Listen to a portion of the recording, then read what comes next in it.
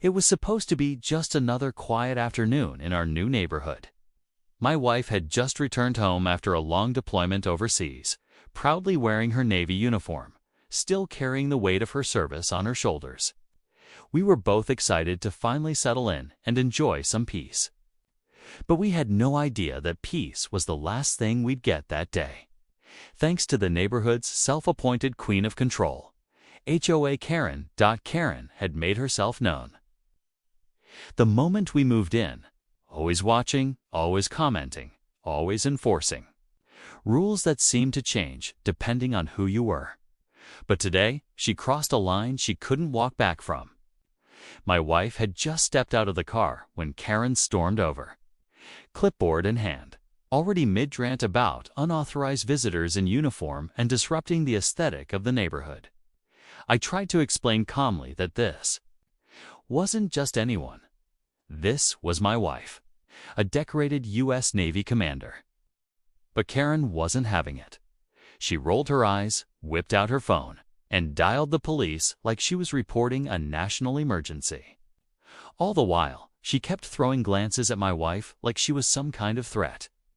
Neighbors began to peek through their blinds. Some stepped outside, clearly uncomfortable, but staying silent. The air was heavy, tense, and my wife. She stood there quietly, saying nothing, shoulders back, chin up, the way years of military discipline had taught her. We thought the situation might calm down when the officers arrived, but it only got more intense. What happened next was something I never expected, and neither did Karen, because when those cops ran my wife's name and rank, the entire tone of the situation shifted. And in that moment, Karen realized she'd just made the biggest mistake of her HOA reign. But it wasn't over yet. The officers stepped out of their cruiser. But alert, clearly unsure what kind of situation they were walking into. Karen immediately rushed up to them, waving her arms and pointing at my wife like she'd caught a criminal red-handed. She was rattling off something about trespassing, uniforms not being permitted on HOA property, and some imaginary rule about military intimidation. I could barely believe what I was hearing. My wife stood silently, still in full dress uniform, the medals on her chest glinting in the sunlight. She didn't speak. She didn't need to.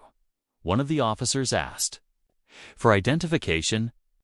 My wife nodded politely and handed over her military ID.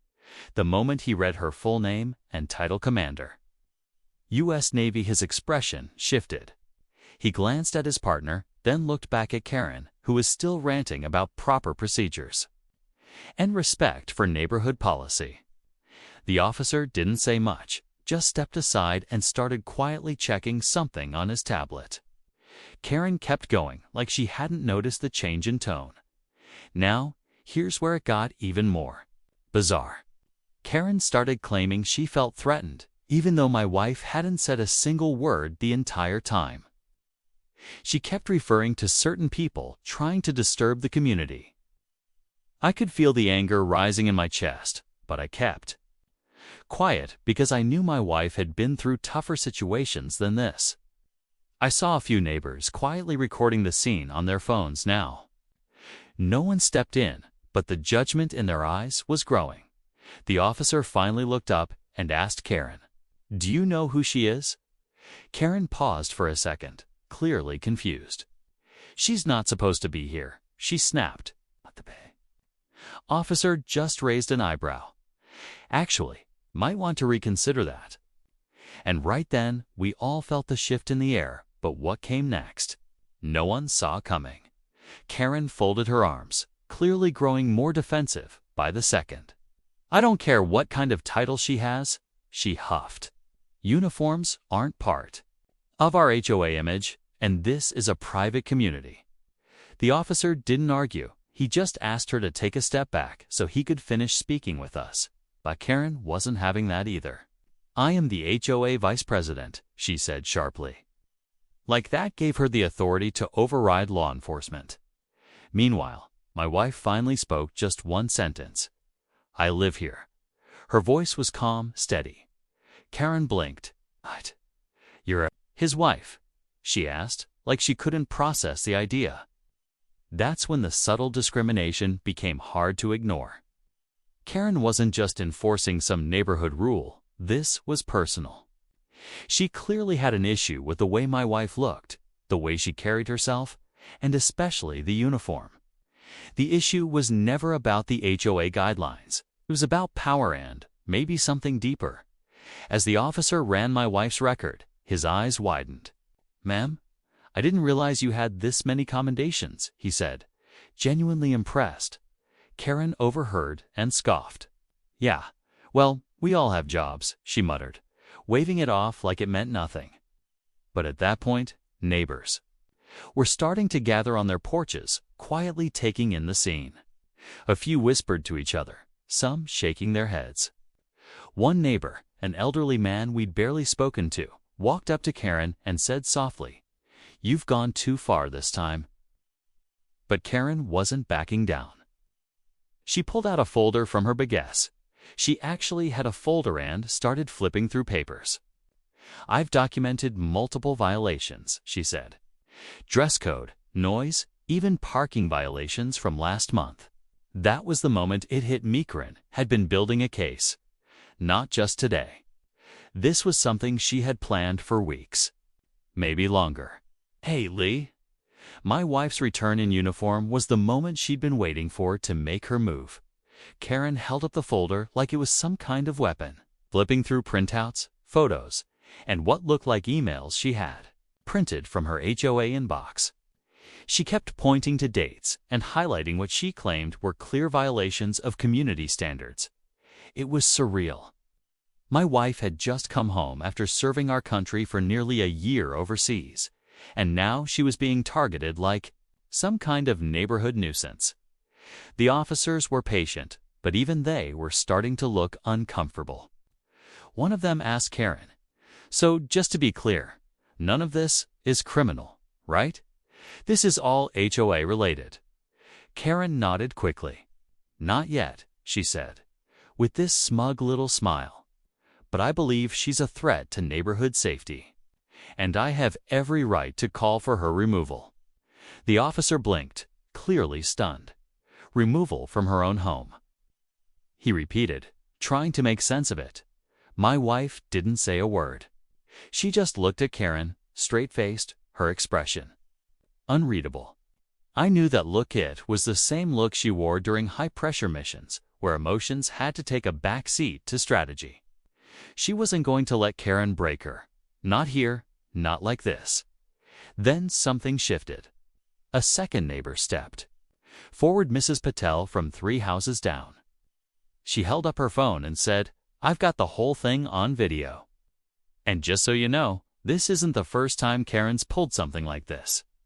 That caused a ripple through the small crowd. A few more neighbors stepped closer, some nodding, a few murmuring agreement. The energy was changing, but Karen didn't notice. She doubled down. "This neighborhood has rules. We built this community to be safe, orderly, respectful," she snapped. "We don't need flashy uniforms or outsiders ruining the peace." That's when the second police cruiser pulled up. We didn't know why more officers were arriving or what was about to unfold, but the tension was at its peak. Every eye was on my wife now. And Karen had no idea what was coming next. As the second police cruiser came to a stop, the crowd grew even quieter. The only sound was Karen tapping her pen nervously against her folder. 2 more officers stepped out, but this time, one of them wasn't wearing a standard patrol uniform. He had captain's stripes and walked with a kind of authority that made everyone shift back a little. He scanned the scene quickly, then walked straight over to my wife and saluted her. "Commander," he said, with respect. "Heard we had a situation out here?" Karen's eyes widened. She clearly hadn't expected that. She took a step forward, still clutching her documents, but the captain raised a hand. "Ma'am, I'd like you to step aside for a moment." His voice wasn't aggressive, just firm, someone used to taking control without raising it. But Karen, refusing to back down, said, I don't care who she is. This is a violation of HOA protocol. We have standards here. Uniforms are political, and I won't allow them to intimidate the neighborhood." That's when the twist came. The captain turned toward the rest of the officers and said, "Run the HOA complaint history on this address and hers. I want everything, every call, every incident." He then added, "Commander is not under investigation. She's a homeowner, and she's in uniform by right, not by permission." Karen started to protest again, but her voice faltered when one of the younger officers pulled her aside and quietly showed her something on the tablet screen. Her face changed. She went pale. She tried to snatch the device, but the officer held it away calmly. She stammered, That's private. You can't show that." But the captain's tone sharpened. "Actually, once you start filing public complaints, it becomes our concern, especially when it shows a pattern." That word pattern hung in the air like a thunderclap. And then one of the neighbors, Mr. Jenkins, called out, "Tell them about the last family she ran out. They moved because of her."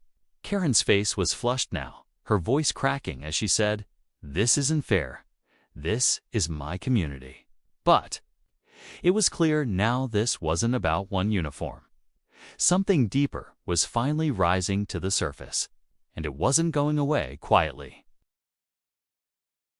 The silence was thick as everyone waited for what the captain would say next. Karen's confidence had completely drained. She stood frozen, still gripping her folder, but her voice had gone quiet. The officer with the tablet turned it toward the captain, who studied the screen for a moment, then looked up. "Looks like we've got over 24 complaints filed from this one address in less than 6 months, he said, raising an eyebrow. "Mostly targeted at minority families, veterans, and newer residents. That's a pattern we take seriously." Karen tried to interrupt. "I was following the HOA guidelines." "These people," but the captain stopped her. "Oh, ma'am, your guidelines seem to change depending on who lives next door." He then turned toward the growing crowd and added, "And from what I'm seeing here, this community deserves better leadership." At that moment, the HOA president, whom no one had seen all day, stepped out from his porch. He walked over slowly, clearly having watched the entire event unfold. "She doesn't speak for all of us," he said plainly. "Karen's been acting on her own. We've had complaints, but no one's ever pushed back. Until now." Karen's mouth dropped. "You can't just turn on me. I've put years into this neighborhood. You've used your title to intimidate good people." The HOA president said calmly, "Effective immediately, I'm suspending your authority until the board can vote on permanent removal." The crowd murmured, some in disbelief, others clearly relieved. Karen stumbled back a step, looking around for support, but no one moved to defend her. The captain nodded toward my wife. "Commander, thank you for your patience." My wife gave a small nod, then finally spoke again. "I didn't come here to cause trouble. I came home." Just as things seemed to settle, one of the neighbors approached us with something surprising. "You might want to see this," she said, holding up a printed email. It was from Karen to the HOA board requesting permission to install private surveillance cameras on our property line. Weeks before we even moved in, that changed everything. Because this wasn't just about harassment, it was premeditated. When we read that email, it all finally made sense.